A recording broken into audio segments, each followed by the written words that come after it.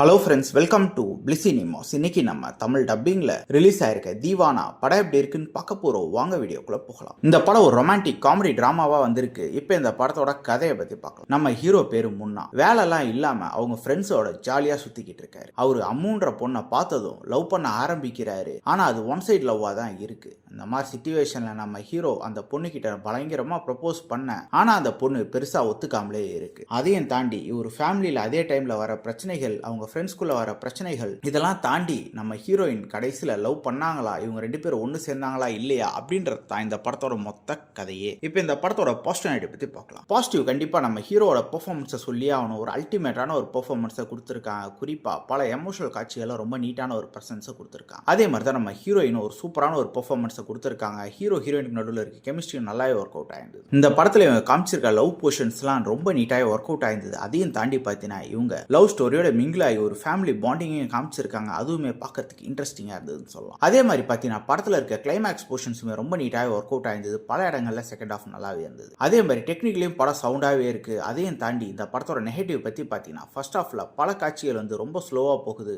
அது மட்டும் இல்லாமல் படத்தில் வர லவ் போர்ஷன்ஸ்லாம் பல படங்கள்ல பார்த்து பழக்கப்பட்ட அதே லவ் போர்ஷன்ஸாக தான் இருக்கு. ஃப்ரெஷ்ஷாக எதுவுமே கிடையாது. ஸ்கிரீன் பிளேஸ் பார்க்கும்போது இன்னும் கொஞ்சம் பெட்டராக எழுதி எடுத்துருந்தா நல்லாவே இருந்திருக்கும். நமக்கு பல காட்சிகள் ப்ரெடிக்டபிளாகவும் லேகிங்காகவும் இருக்கு. மொத்தத்தில் என்கிட்ட கேட்டிங்கன்னா இது ஒரு ஒன் டைம் வாட்சபிள் படம் தான். வேணும்னா ட்ரை பண்ணி பாருங்க. இந்த படத்துக்கு நம்மளோட ரேட்டிங் கேட்டிங்கன்னா 10க்கு 6 மார்க் கொடுக்கலாம். இன்னொரு வீடியோவில் சந்திக்கலாம். தேங்க்யூ.